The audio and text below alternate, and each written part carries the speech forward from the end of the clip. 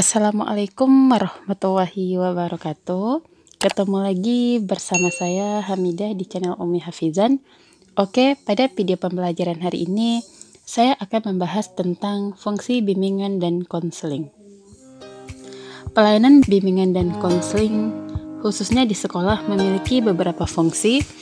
Yang pertama ada fungsi pencegahan, yang kedua ada fungsi pemahaman, yang ketiga ada fungsi pengentasan, yang keempat ada pemeliharaan, yang kelima penyaluran, yang keenam penyesuaian, yang ketujuh pengembangan, yang kedelapan perbaikan, dan yang kesembilan advokasi.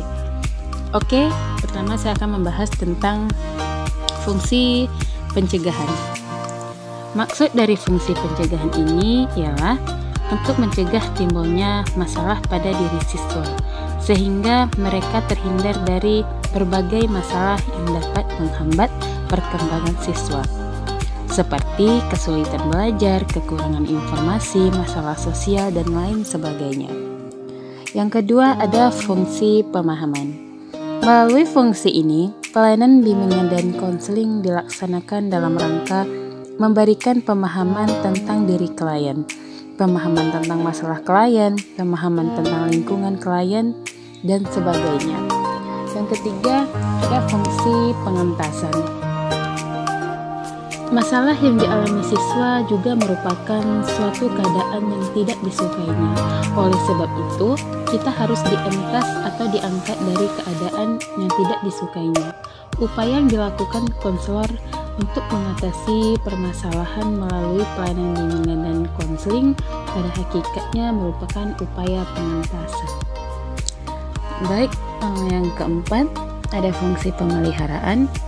Menurut Prayatna dan Erman Amti, fungsi pemeliharaan berarti memelihara segala sesuatu yang positif yang ada pada diri individu, baik hal yang merupakan pembawaan maupun hasil perkembangan yang telah dicapai, seperti intelijensi yang tinggi, minat yang menonjol, sikap dan kebiasaan sehari-hari, cita-cita yang tinggi, dan berbagai aspek positif lainnya. Perlu dipelihara agar dapat dimanfaatkan untuk kepentingan siswa tersebut. Yang kelima, ada fungsi penyaluran. Melalui fungsi ini, pelayanan bimbingan dan konseling berupaya mengenali masing-masing siswa secara perorangan dan memberi bantuan menyalurkan ke arah kegiatan atau program yang dapat mencapai perkembangan yang optimal.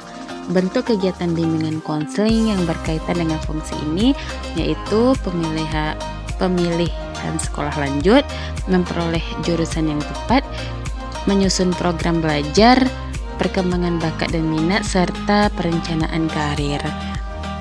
Yang keenam, ada fungsi penyesuaian.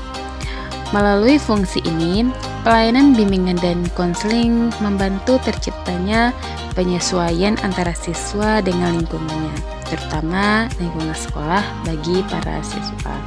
Yang ketujuh, ada fungsi pengembangan. Melalui fungsi ini, pelayanan bimbingan dan konseling diberikan kepada para siswa untuk membantu para siswa dalam mengembangkan keseluruhan potensinya secara lebih terarah. Yang kedelapan, ada fungsi perbaikan. Melalui fungsi ini, pelayanan bimbingan dan konseling diberikan kepada siswa untuk memecahkan masalah yang dihadapi siswa. Pada fungsi ini berbeda dengan fungsi pencegahan.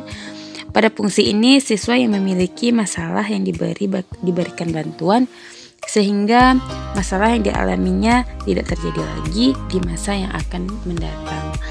Selanjutnya ada fungsi advokasi. Melalui fungsi ini membantu para peserta didik memperoleh pembelaan atas hak dan kepentingannya yang kurang mendapat perhatian. Oke, sekian video pembelajaran kita pada hari ini. Semoga bermanfaat. Sampai jumpa di video pembelajaran selanjutnya. Terima kasih. Assalamualaikum.